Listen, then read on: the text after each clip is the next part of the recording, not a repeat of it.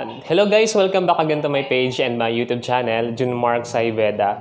Today's video, pakita ko na naman sa inyo yung isa sa mga high-end mountain bike dito sa Tulang Bike Shop.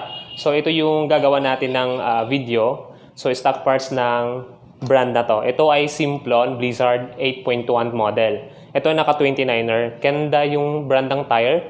Yung thickness niya ay nasa 2.10. So ito ay naka 3x10 speed Shimano Deore. Halotech na yung crank niya. Tapos yung fork naman niya ay naka-alloy na din.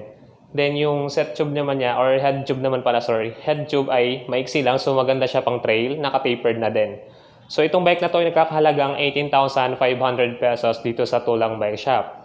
So to avail this unit, you can get through cash. Kung may pang cash naman, pwede rin i-avail through home credit or bike installment, or in short, hulugan. So regarding hulugan, kailangan lang po ng dalawang valid IDs with one stating your address. At of course, down payment, and 3 contact person with contact number and active Gmail or Yahoo account para doon po isasend ang inyong mga kontrata.